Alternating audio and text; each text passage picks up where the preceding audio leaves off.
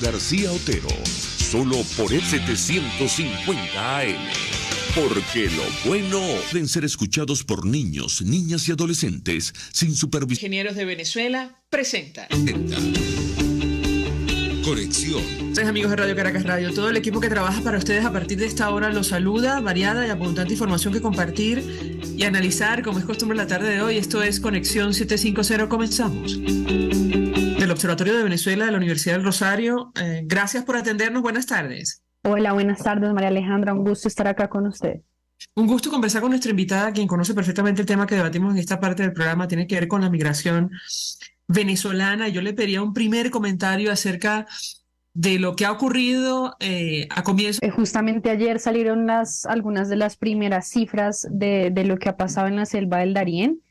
Realmente sí vemos un cambio con respecto a lo que venía pasando en la migración en esa zona desde el año pasado, y es que solo en el antes, que fue casi la misma que hubo en los primeros 5 meses del año pasado. Entonces creo que eso nos da un contexto sobre la dimensión que el tema migratorio en la zona del Darién ha llegado a tener.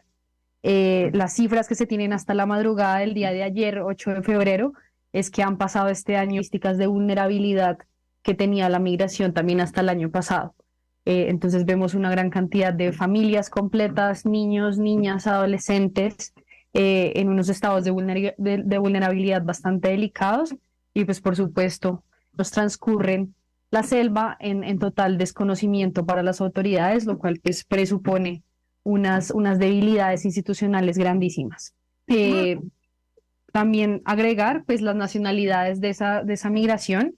Al final del año pasado veíamos que la migración por el Darién la componían mayormente los venezolanos. Sigue Ecuador, de terceras Venezuela, después India y Colombia.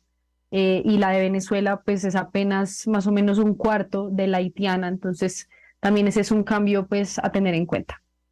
¿Ustedes a qué atribuyen este cambio? Si existe alguna explicación a la luz de los antecedentes, lo que venía ocurriendo. Escuchamos.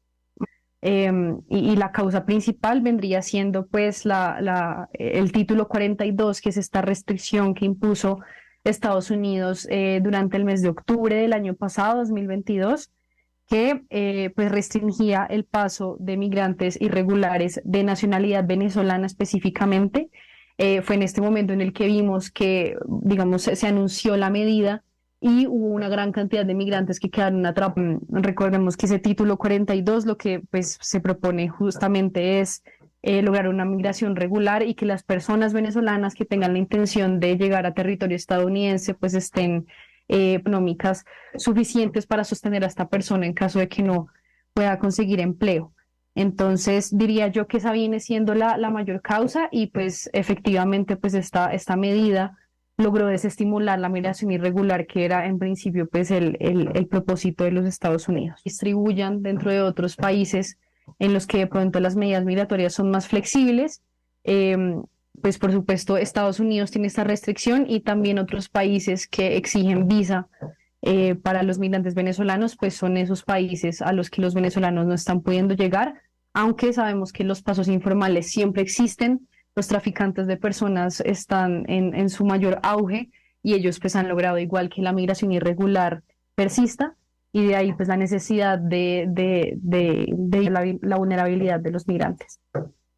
Ha trascendido que el gobierno de Estados Unidos, el gobierno del presidente Joe Biden, planea levantar, digamos, o tener algún impacto en el flujo migratorio, ¿o no? Pues quizás sí, María Alejandra. De todas maneras, lo que se especulaba en el momento del lanzamiento del título 42 en octubre es que esa decisión tan como que repentina de parte de Estados Unidos pues se debía a las elecciones de midterm que estaban procediendo en ese momento. Y sí, por supuesto, creo que puede causar un efecto grande en lo que tiene que ver con la migración por el Darién, porque como decía anteriormente, creo que las políticas migratorias de los países son el principal motivo, el principal estímulo para que o disminuyan o aumenten las migraciones. Entonces creo que sí es un factor a tener en cuenta. Me llama la atención lo que dice nuestra invitada, porque coincide o está en la misma línea de un complejo porque hay movimientos hacia distintas regiones del continente. Allí hablan de países como Perú, Chile. ¿Qué puede decirnos sobre este tema? La escuchamos. Este mes se ha completado ya un año completo desde que no tenemos información actualizada sobre la migración venezolana en Colombia, lo cual es grave oficiales que suministre cada uno de los países o cada una de las agencias migratorias oficiales de cada uno de los países. Si Migración Colombia no hace el conteo de distribución de venezolanos que en años anteriores se venía haciendo, es muy difícil llegar a tener un acercamiento de qué tan visibles pueden llegar a ser esos migrantes. Y más allá de tener en cuenta el número de migrantes, hacer una caracterización de cuáles son las características con las que esos migrantes están cruzando Panamá, o bueno, la selva por el Darién y luego Panamá. Entonces necesitamos una información migratoria más periódica, más actualizada, más transparente y más detallada. Y esa pues viene siendo la necesidad de, aunque bueno, desde la academia nosotros, por ejemplo, y varias organizaciones de la sociedad civil, hemos insistido en esto, pues sí hemos visto que el tema migratorio no es una prioridad del gobierno Petro, y bueno, pero nunca es tarde para seguir insistiendo en que este tema no solo es un tema de coyuntura, sino que se necesita una política real de Estado y no de gobierno para poder abordar todas las migraciones, no solo la venezolana, sino las demás. Tengo que hacer una pausa para ir a publicidad. De regreso quisiera ahondar en este tema, las consecuencias de esta decisión política en torno a la migración en Colombia. Al regreso le doy la palabra para contestar. Ya venimos. Usted está viendo Conexión 750 con María Alejandra Trujillo. Solo por RCR 750, porque lo bueno une. Puedes seguirnos en nuestras redes sociales. En Twitter, @RCR750. La radio que se ve. Mensaje del ingeniero José Peraza, tesorero del FONPRES CIB. Estimado colega ingeniero arquitecto y profesional afín, el Colegio de Ingenieros de Venezuela y el Fondo de Previsión Social, preocupado por la salud de tu familia, ha diseñado un sistema de salud integral que coloca a tu disposición y que contiene asistencia primaria de salud, ambulancia, hospitalización, cirugía, oftalmología, dermatología, fisioterapia, psicología, odontología, farmacia y funerario. Para mayor información, visítanos a nuestros portales ceibet.net.be, fonpresceibet.net.be, Colegio de Ingenieros de Venezuela, construyendo futuro. El que sabe de sabor sabe de saber que Del Corso es la clásica pastelería italiana de Caracas. Qué ricos sus dulces típicos tradicionales, como los auténticos cannoli, la sfogliatella o la cola de langosta, no tienen comparación. La pasta seca de almendras y chocolate o su gran variedad de tortas, cumpleaños, bodas, bautizos o comuniones, reuniones familiares o eventos corporativos. Teléfonos 0212-941-1971. Pastelería Del Corso, la pastelería italiana por tradición y excelencia. Antes de empezar el día, entérese de lo que acontece en el país junto a Pedro García Otero en Titulares de la Mañana. De lunes a viernes a las 6:30 de la mañana. Acompáñelo y empiece su día bien informado. Titulares de la Mañana con Pedro García Otero. Solo por RCR 750 AM. Porque lo bueno une. RCR 750 AM. Porque lo bueno une. El poder de la comunicación en tus manos. Conexión 750 con María Alejandra Trujillo. Solo por RCR 750. La radio que se ve. Continuamos en Conexión 750 hablando acerca del fenómeno migratorio venezolano, el éxodo más grande que ha visto la región, uno de los más grandes del planeta, que va rumbo a las 8 millones de personas. Es una cifra tremenda, 25% del total de habitantes de nuestro país. Nos acompaña Daniela Monroy, quien es investigadora del Observatorio de Venezuela de la Universidad del Rosario. Yo le dejaba una inquietud a propósito de lo que decía en el corte anterior, las consecuencias de esta decisión política del actual gobierno del presidente Gustavo Petro de quitarle importancia al tema migratorio, al menos en comparación con la administración anterior. La escuchamos. Sí, Alejandra, yo realmente todavía no he logrado rastrear lo suficiente si realmente esto se debe a una decisión política de facto o si es una decisión más en la práctica, y que en la práctica es donde se evidencia que el tema ha quedado descuidado versus muchos otros temas que sí es evidente que son prioridad de gobierno. Pues por supuesto es imposible no relacionar este descuido del tema migratorio con la reanudación de relaciones con Venezuela, y entendiendo que el gobierno de Nicolás Maduro pues ha sido un negacionista de la diáspora venezolana. Lo que nos lleva a pensar es que, pues bueno, aunque Colombia, el presidente de Colombia no ha dicho en ningún momento que la migración no existe, sí son palabras que hemos escuchado, por ejemplo, del embajador Armando Benedetti, que pues evidentemente es un representante de gobierno.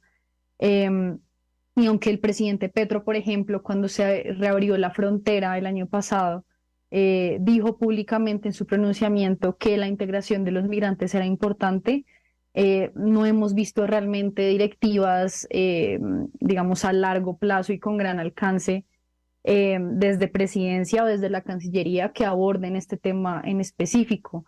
Y el acceso a derechos pues sigue siendo una prioridad, pero no lo vemos así representado en el gobierno.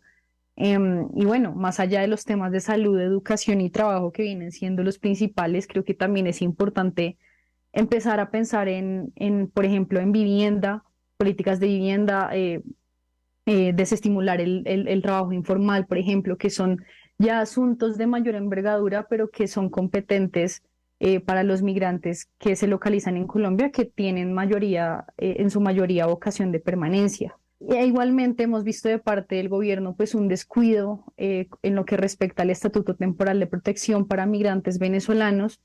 Si uno se pone a mirar las cifras, que bueno, a propósito, hace digamos un tiempo que no se vienen actualizando con periodicidad, pero si uno se pone a ver las cifras, sí se ve que la inclusión de migrantes en esta medida, en esta política regulatoria, pues sí ha venido disminuyendo. Y en lugar de, pues, digamos, conducir acciones a que más personas consigan su permiso por protección temporal y así se regularicen, lo que hemos venido viendo de parte del gobierno, de hecho, desde el empalme presidencial con el expresidente Iván Duque, pues lo que vemos de parte del gobierno Petro es que más bien hay una intención de ampliar el estatuto a otras nacionalidades, lo cual no criticamos, por supuesto, bajo ninguna circunstancia que se regularicen las migraciones, por supuesto es lo más positivo. Sin embargo, sí creemos nosotros por lo menos que la migración venezolana tiene unas características específicas que son diferentes a las de las migraciones extracontinentales que también pasan por Colombia, por ejemplo. Empezando por eso, porque la mayoría de esas migraciones extracontinentales pasan por Colombia y no se quedan, a diferencia de la migración venezolana. Entonces, por eso creemos que pues las políticas de regularización para los venezolanos deben ser diferentes, pero más o menos en estos ya 6 meses de gobierno que han pasado desde que Gustavo Petro llega al poder, sí, en definitiva hemos visto que el tema migratorio pues ha quedado descuidado. Y es preocupante también esto porque las organizaciones de cooperación internacional que se ocupan del tema, pues más o menos no saben para dónde coger, ¿no? Entonces, como que no hay línea de parte del gobierno y eso, pues, digamos, ha sembrado cierta incertidumbre en todos los organismos de cooperación internacional que se ocupan del tema y en los interesados como nosotros, la academia y las organizaciones de la sociedad civil. Ustedes en el último semáforo de la bitácora que suelen publicar sobre la migración en Colombia, bueno, hacen como una diferenciación entre los temas pendientes, los temas que requieren atención de las autoridades nacionales y locales, así como de las comunidades migrantes y de acogida. ¿Qué puede compartir nuestra invitada sobre este punto en específico? La escuchamos. Bueno, María Alejandra, empezaría por de pronto los temas que requieren atención, es decir, los que nosotros situamos en rojo en el semáforo de la bitácora, que a propósito vamos a empezar a publicar desde este año trimestralmente. Y empiezo por pues la necesidad de que el gobierno nacional realmente le dé dirección a la política migratoria, que pues más o menos es lo que les venía diciendo, y la necesidad de que haya línea y rumbo en todo lo que se refiere a la política migratoria. También recordando que urge la reglamentación de la política integral migratoria, que fue una ley que quedó pues propuesta y aprobada desde 2021, pero algunos de sus postulados más importantes, pues falta regularlos en compañía de los gobiernos locales, y pues por supuesto una ley sin regular y sin reglamentar, perdón, y sin poderla aplicar, pues no sirve de nada. Entonces creo que eso es un tema que urge, y sobre todo que el Congreso y la Comisión Segunda encargada de los temas de relaciones internacionales, pues también ponga un ojo allí. Recordamos también un tema en esta bitácora, recordamos un tema que de pronto ha quedado un poco olvidado, pero que en su momento sí fue muy sonado, y es la cancelación de las más de 42.000 cédulas de colombianos retornados desde Venezuela.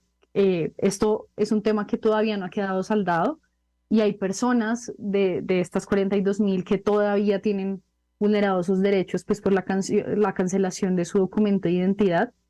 Y pues por la parte de los temas en los que nosotros consideramos que hay cosas pendientes, está, por ejemplo, la incertidumbre que vemos ante los cambios institucionales en la gestión migratoria, y acá hago mención específica sobre la eliminación de la Gerencia de Fronteras, que es pues esta entidad que pertenecía, esta consejería que pertenecía a la presidencia, que se creó de hecho desde la presidencia de Juan Manuel Santos. Y al pertenecer a la presidencia, pues esta entidad tenía la tarea específica de asumir la integración de los migrantes venezolanos, y por supuesto, perteneciendo a la presidencia y no a un ministerio, digamos, tenía más posibilidad de dirigir a los ministerios y de conversar directamente con los gobiernos locales. Con la llegada del presidente Petro, pues esta consejería se eliminó, y estas funciones que menciono pues pasaron a estar dentro de un cargo específico de un asesor de un viceministerio de la Cancillería, que actualmente es el funcionario Sergio Bueno. Entonces, pues, por supuesto que esta caída en la jerarquía de la institucionalidad migratoria, pues representa un problema, ¿no? También detallamos allí lo que está pendiente, que también nos urge fortalecer el sistema de refugio en Colombia, y que no se logró la meta de los 1.800.000 PPTs aprobados, permisos por protección temporal aprobados. Esa fue la meta que se fijó el gobierno anterior de Iván Duque. No se logró cumplir, y uno pensaría que al llegar el gobierno nuevo de Gustavo Petro se iba a intentar abarcar esta política y tomar las riendas para que se lograra cumplir esa meta, pero pues como les decía al principio, este tema ha quedado sumamente descuidado en este gobierno.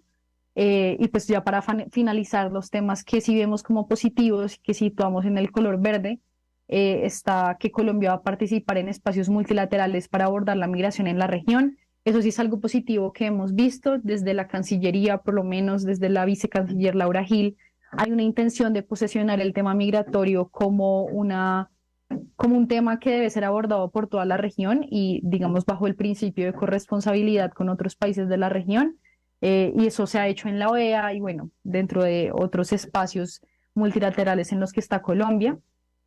Y detallamos también ahí en verde los resultados parciales que había tenido el Estatuto Temporal de Protección para diciembre, que fue cuando sacamos esta bitácora.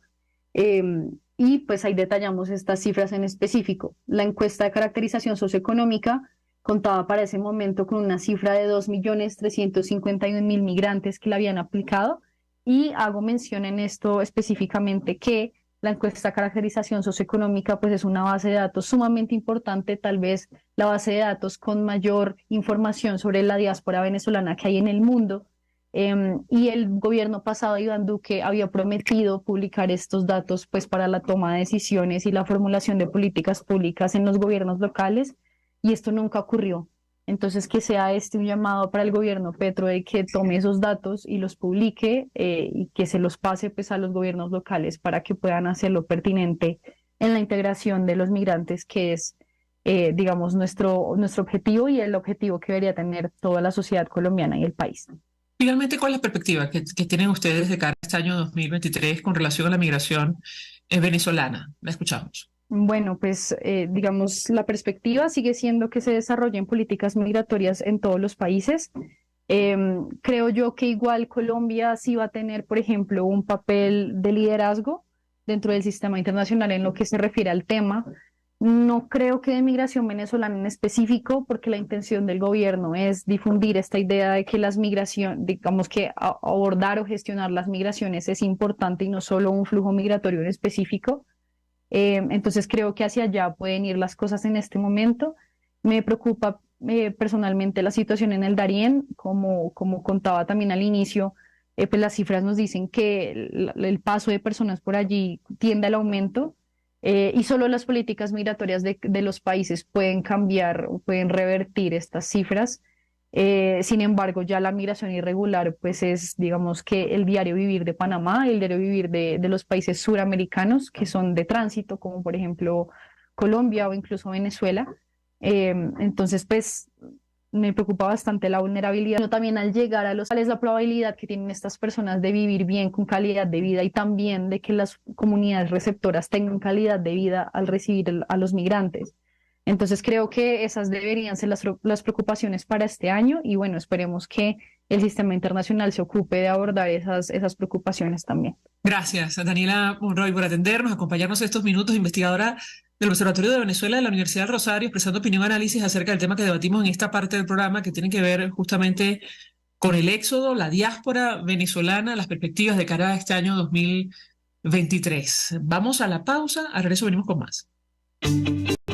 Estás en sintonía de Conexión 750 con María Alejandra Trujillo, solo por RCR 750, porque lo bueno une. Puedes seguirnos en nuestras redes sociales, en Twitter, @RCR750, la radio que se ve. Mensaje del ingeniero José Peraza, tesorero del FONPRES CIB. Estimado colega ingeniero arquitecto y profesional afín, el Colegio de Ingenieros de Venezuela y el Fondo de Previsión Social, preocupado por la salud de tu familia, ha diseñado un sistema de salud integral que coloca a tu disposición y que contiene asistencia primaria de salud, ambulancia, hospitalización, cirugía, oftalmología, dermatología, fisioterapia, psicología, odontología, farmacia y funerario. Para mayor información, visítanos a nuestros portales cib.net.be, fonprescib.net.be, Colegio de Ingenieros de Venezuela, construyendo futuro. Pretty woman, na, na, na, na, na. La gran estilista Teresa está al frente de su salón de belleza Tarina, con su maravilloso equipo de profesionales peluqueras y manicuristas. En el salón de belleza Tarina siempre vas a lograr el look de la mujer bonita. Está en la planta alta del Centro Comercial Galerías Prados del Este. Ven para que te consientan. Pide tu cita por el 0414-222-6577. Salón de belleza Tarina. Atención como tú lo mereces, con todo cariño. Pretty woman.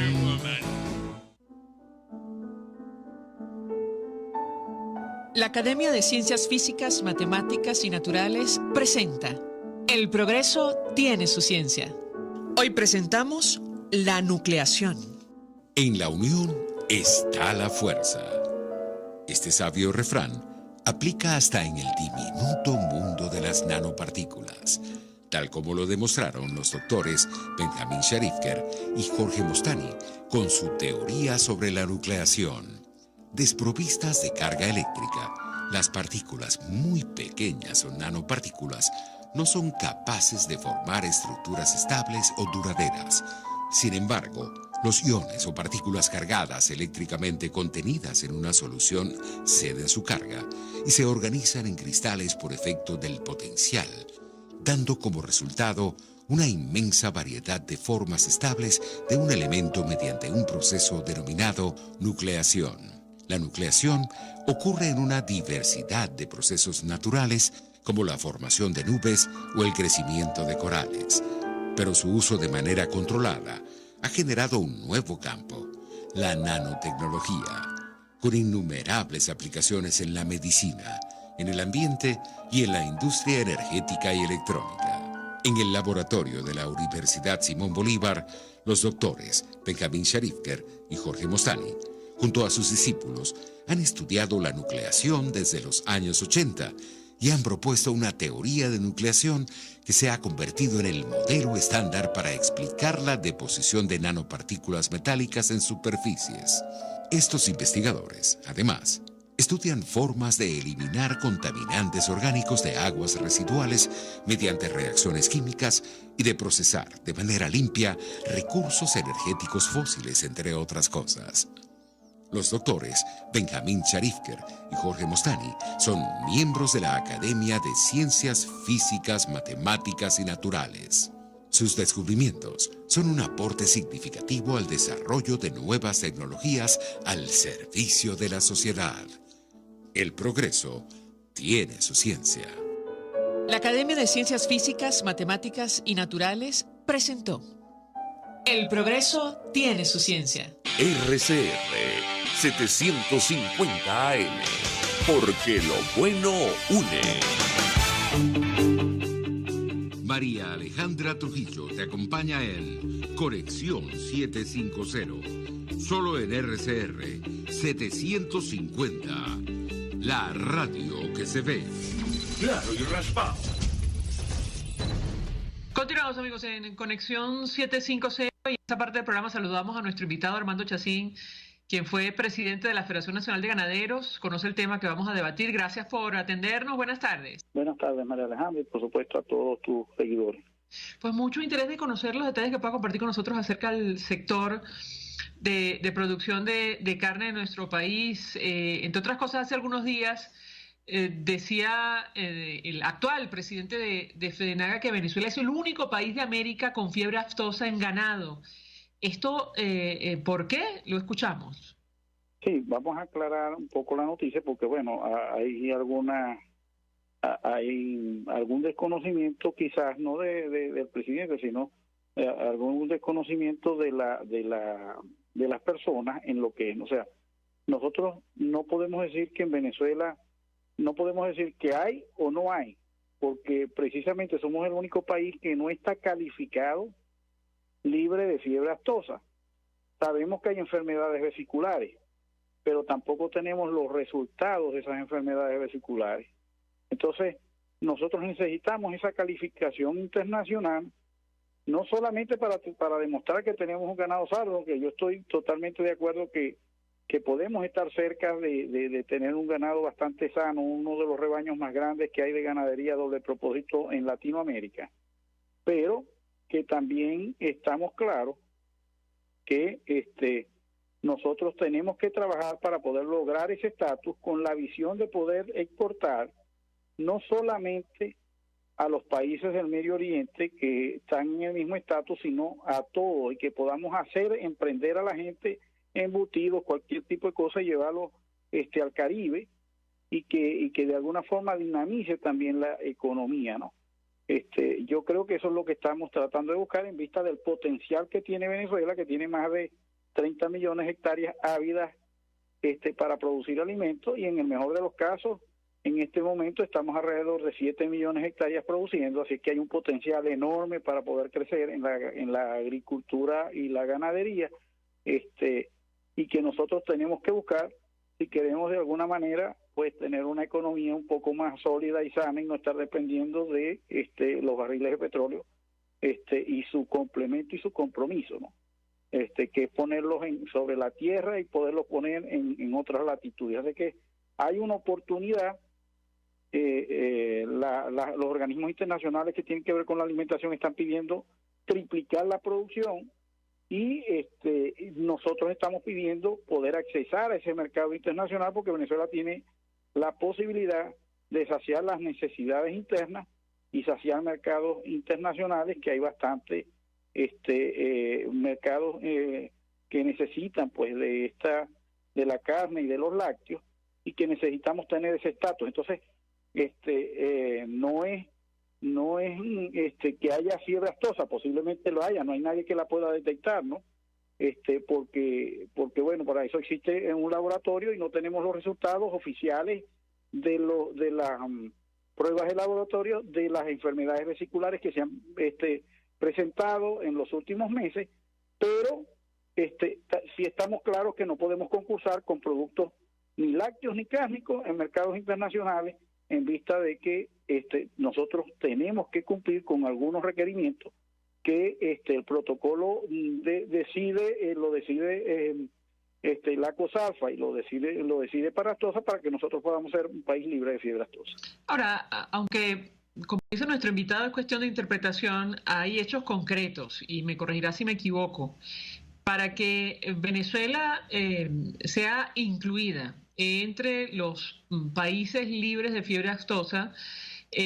Tendría que tener una cobertura vacunal superior al 90%, y en el último ciclo, esos son los últimos datos de FEDENAGA de la campaña, alcanzó una cobertura por el orden del 64%. ¿Esto es así?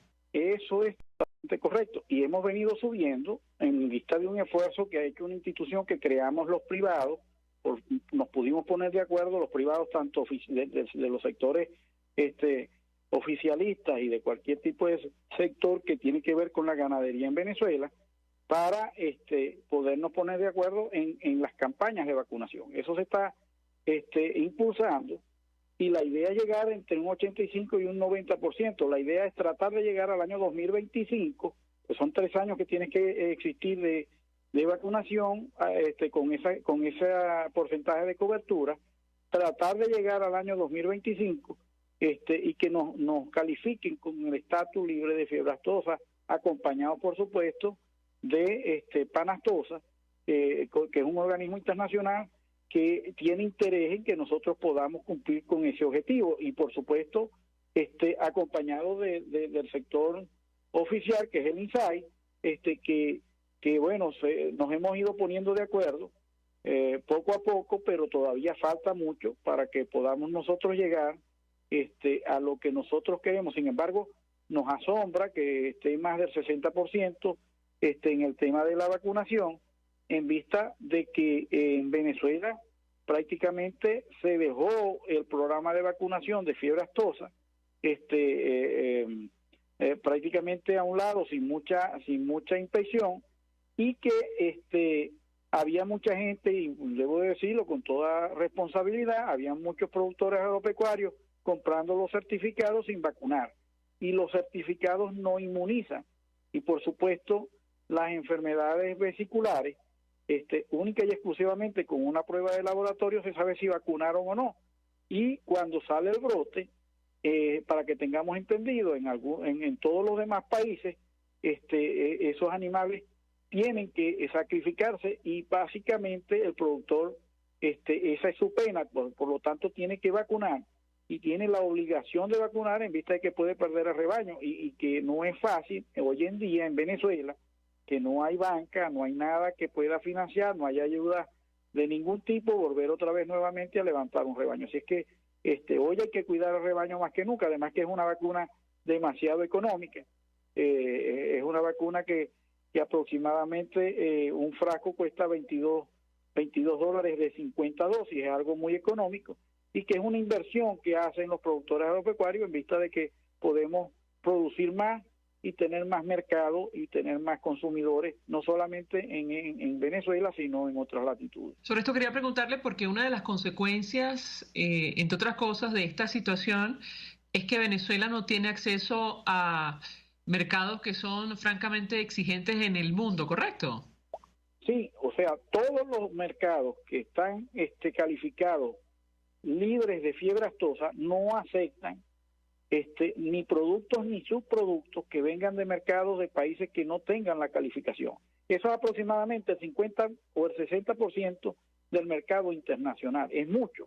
Además que esos son los mercados más cercanos que tenemos nosotros a nuestro país, y que debemos de tener mayor interés en vista de que podemos surtir. Tenemos unos gigantes, unos monstruos en producción de carne en Latinoamérica, pero nosotros tenemos una carne que cualquiera no tiene. Nosotros, debido a nuestra capacidad en esta dura crisis, nuestro ganado, pudiéramos decir que es uno de los rebaños que tiene una ganadería verde más significativa. No damos probióticos, muy poca medicina, no damos alimentos concentrados, dedicamos a pasto y a agua, y bueno, minerales, suplementos minerales que se les suministran, y las vacunas, porque el ganado es uno de los más económicos de Latinoamérica y no permite muchas prácticas, y nuestros costos en todos los insumos se dolarizaron. Entonces, es un tema de que estamos trabajando mucho más a pulmón. Es una ganadería que de una u otra forma compite en los mercados internacionales y que lo que tenemos es que sembrar las bases para ser un país libre, certificado libre de fiebre aftosa, pero en Venezuela no hay ningún inconveniente, eso no es una enfermedad zoonótica, nosotros no tenemos ningún problema, no se transmite a los humanos, no tenemos ningún problema, no hay un brote que digamos que es una epidemia o una pandemia. Hay casos de enfermedades vesiculares que no hay respuesta de todos los casos oficial, y que por supuesto ellos son por ley ellos son los que pueden decir si es una cosa u otra. Nosotros sabemos porque bueno, tenemos muchos años en el mercado y sabemos que una enfermedad vesicular, dependiendo si le da también a nuestros animales de trabajo, a nuestros caballos, bueno, puede ser estomatitis o no, o puede ser otro tipo de enfermedad vesicular y podemos sospechar, pero en realidad se necesita una prueba de laboratorio. En Venezuela existe un solo laboratorio y está en Maracay, y no sé si está activo para hacer las pruebas de este tipo, porque hace tiempo no estaba activo, y pedimos ayuda para hacer pruebas en Brasil, pero el sector oficial, por supuesto, no nos permitió, en vista de que, bueno, eso se podía malinterpretar.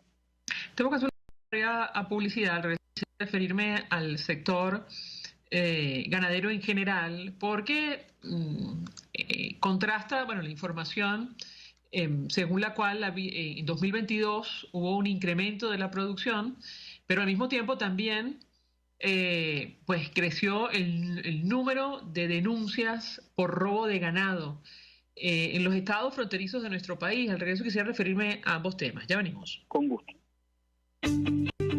Escuchamos Conexión 750, solo por RCR 750, la radio que se ve. Puedes seguirnos en nuestras redes sociales, en Twitter, @RCR750, la radio que se ve. Mensaje del ingeniero José Peraza, tesorero del FONPRES CIB. Estimado colega ingeniero arquitecto y profesional afín, el Colegio de Ingenieros de Venezuela y el Fondo de Previsión Social, preocupado por la salud de tu familia, ha diseñado un sistema de salud integral que coloca a tu disposición y que contiene asistencia primaria de salud, ambulancia, hospitalización, cirugía, oftalmología, dermatología, fisioterapia, psicología, odontología, farmacia y funerario. Para mayor información, visítanos a nuestros portales ceibet.net.be, fonpresceibet.net.be, Colegio de Ingenieros de Venezuela, construyendo futuro. Y ahora quiero hablarte de la estación de servicio del Club Hípico, esa misma frente al Terras Plazas. Te invito a que la sigas en su Instagram, @bpterrazas, donde en su historia están informando permanentemente la dinámica diaria en cuanto al servicio de surtido de gasolina. Con todos los mecanismos de pagos, la bomba Terrazas del Club Hípico cuenta con una gran tienda de conveniencia donde podrás encontrar todo lo que necesitas, tanto para ti como para tu carro, y también con atención de baterías Duncan. Estación de servicio Terrazas del Club Hípico. Calidad y servicio de primera clase. RCR 750 AM, porque lo bueno une. El poder de la comunicación en tus manos. Conexión 750 con María Alejandra Trujillo. Solo por RCR 750. La radio que se ve. Continuamos, amigos, en Conexión 750, conversando con Armando Chacín, expresidente de la Federación Nacional de Ganaderos, sobre lo que está ocurriendo con el sector en nuestro país. Yo les dejaba un par de inquietudes que tienen que ver, uno, con el incremento de la producción de carne a lo largo del año 2022, qué información maneja o puede compartir con nosotros. Y paralelamente el aumento de los casos o denuncias de robo de ganado, sobre todo en estados fronterizos de nuestro país. Lo escuchamos. Sí, lo primero que debemos decir que son estimaciones. Nosotros tenemos muchísimos años que no hacemos un censo agrícola y pecuario y que no tenemos la data completa ni podemos, sino solamente estimar. Y que lo hacemos con las cifras de la matanza de los frigoríficos mataderos y botalones, que por supuesto eso se registra en un organismo que se llama el SICA, que allí está toda la cadena cárnica y que cada uno reporta, ¿no? y que por ahí hacemos estimaciones que son muy aproximadas a las cifras de certificados de vacunación que tiene el INSAI. Así se vacune o no, pero son muy aproximadas. Quiere decir que están por ahí los números. Nosotros creemos que el rebaño hoy en día debe estar alrededor de 10.711.000 millones de cabezas, y que ha tenido un crecimiento muy leve el año pasado del 7%, y que sigue un crecimiento aproximadamente entre un 2, un 3% en este año, en vista de que empezaron, por supuesto, las pariciones, y que de acuerdo a los precios que se venían manejando, no son precios internacionales, son los precios más económicos que hay en Latinoamérica de la carne, pero saciaban muchas de las necesidades que tenía el productor, y el productor tenía que vender menos animales para poder cumplir sus compromisos. Entonces, eso ha ido paulativamente mejorando. El año pasado también se mete el tema del COVID, consumimos menos proteínas, y el rebaño se ha venido recuperando. Recordemos que hace 5 años atrás nosotros reportábamos alrededor de entre 8 y 9 millones de cabezas de ganado, y creemos que que ese esfuerzo que están haciendo los productores agropecuarios, y que el tema de los precios ha causado de una u otra forma un incremento en eso. En cuanto a la producción de leche, este año hemos visto que los tiempos se han rodado, ¿no? Y que quizás sea por el sistema climatológico del año pasado, en vista de que llovió prácticamente hasta diciembre, y los tiempos se cambiaron un poco, y la campana de Gauss en cuanto a la producción, que debió de haber empezado entre diciembre y enero, está empezando apenas ahora a subir la producción, pero entonces tenemos menos pastura o menos calidad de pastura, en vista de que ya estamos en el verano, y que de una u otra forma quizás no vamos allá lo que teníamos nosotros previsto para este año, y debemos estar llegando alrededor de 5 millones de litros de leche al día, que sacia parte de la necesidad, pero a pesar de que el venezolano está muy por debajo de los requerimientos, pero es por el poder adquisitivo de la cantidad de leche que tiene que consumir, porque entre más leche necesita, aquí hay leche también que está entrando importada, hay muchos sustitutos que vienen del vecino país Colombia, que son componentes del suero, que no son leche. Les pedimos a los consumidores que lean la etiqueta, porque cuando dice compuesto de leche, pues es suero que está bebiendo, y por supuesto lo va a conseguir mucho más económico, porque no está bebiendo leche completa. Lo mismo sucede con leche en polvo, que también pulverizan leche en polvo que viene prácticamente de un suero, y que es un alimento que sí cumple algunos requerimientos, pero que no es un alimento que está completo, que es lo que extraen del suero cuando ya ha sido procesado. Entonces, de una u otra forma, nosotros tenemos que ir pensando en que Venezuela tiene que ir para 10 millones de litros de leche para que el mercado venezolano sacie más de 135 litros de leche per cápita, que nosotros en este momento estamos alrededor de 45 litros de leche per cápita, pero también tiene que ver mucho el poder adquisitivo, la capacidad que tiene el ciudadano consumidor, y hacemos votos porque el Estado venezolano reconstruya nuevamente el poder adquisitivo de los venezolanos, porque de ahí también dependen nuestros negocios. Y si queremos crecer y tenemos capacidad para poder crecer, hasta los momentos no se reporta desabastecimiento de carne en la carnicería, ni en los supermercados, ni de leche. Y quiero decir que la mayor parte de la carne, más del 90% de la carne que se consigue en Venezuela, es carne de aquí, de Venezuela. No es carne de otros países, porque es imposible, al menos que sea un lavado de dólares, o al menos que sea carne que esté en descomposición, que venga de otros países, lo cual no está pasando. Lo que entró un poco hace poco fue cerdo, que ya estaba prácticamente en una fecha, o está en una fecha de vencimiento, que viene empacado al vacío, que viene de los Estados Unidos y que pasa por Colombia con el Tratado de Libre Comercio. Y por supuesto está entrando pollo, porque hay en este momento una sobreproducción de pollo, tanto en Colombia como en Venezuela, en vista de que se creía que en diciembre iba a ser un mes que iba el pollo a salir, pero con el tema de la inflación y del tema de de que todos los días subía, la gente pues se contrajo y que de una u otra forma ha quedado pollo y bueno, y tienen que salir de él. Ya los precios que sea, hay precios de pollo a 1.90, a 1.95 el kilo, a 2, y por supuesto eso pone en vilo a las demás proteínas, en vista de que bueno, no es lo mismo hacer un kilo de pollo que un kilo de res.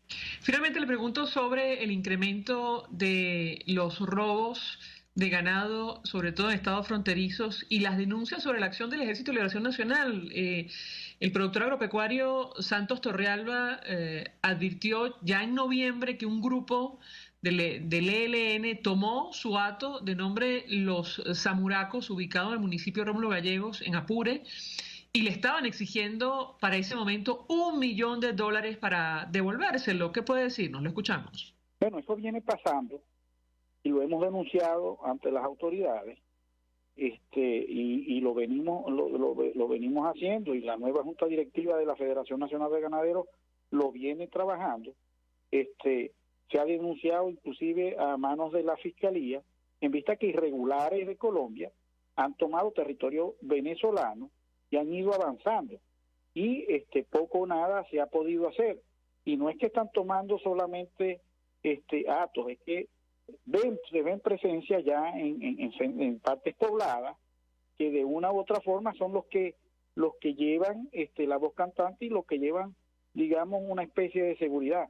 Pero lo más triste, María Alejandra, es que hay gente que siente más satisfacción. Yo te lo digo triste porque yo creo y quiero a las Fuerzas Armadas venezolanas, es que a veces tienen más sensación de seguridad con esta gente que con los cuerpos de seguridad. Entonces hay que poner mucho cuidado, y un llamado a las Fuerzas Armadas a que no se dejen quitar espacios.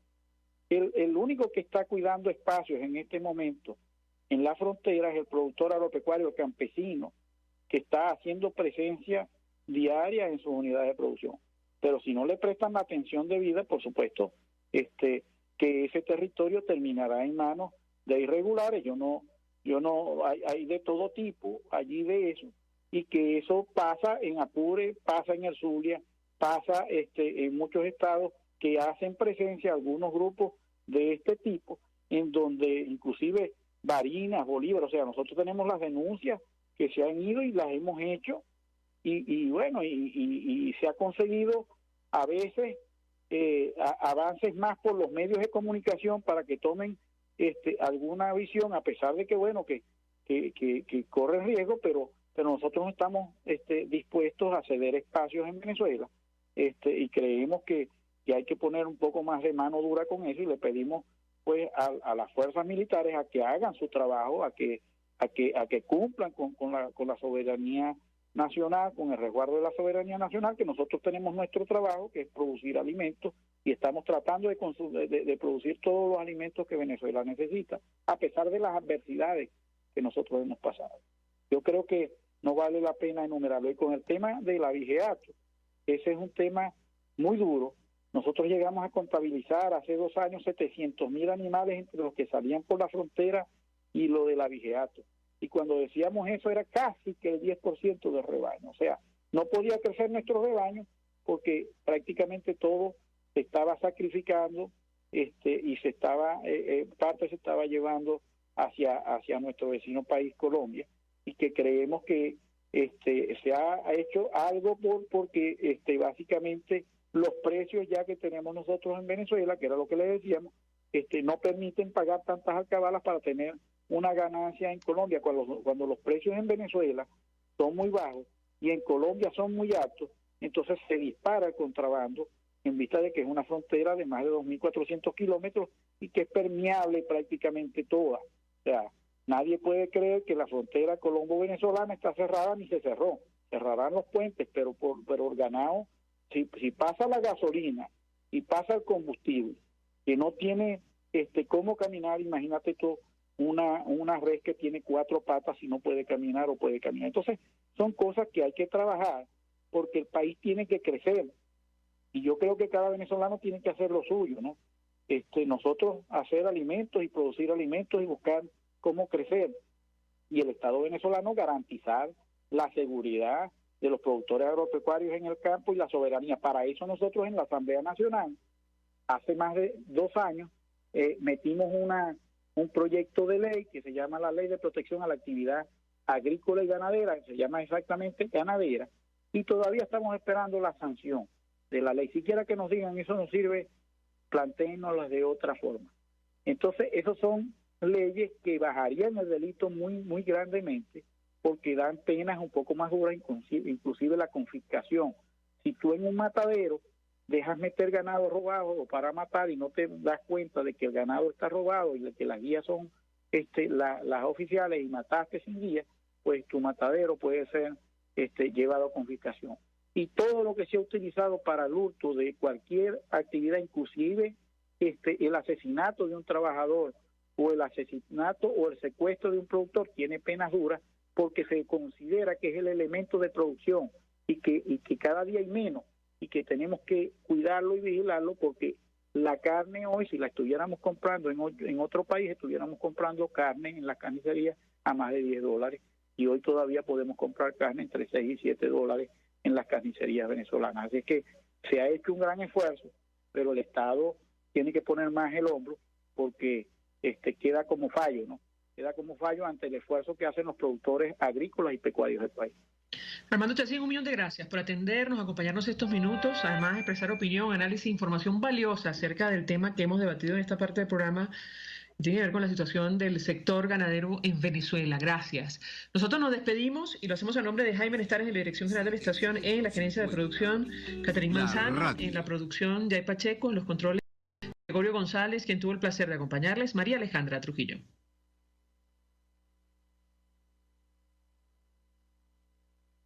.50 AM, porque lo bueno une. Puedes seguirnos en nuestras redes sociales. En Twitter, @RCR7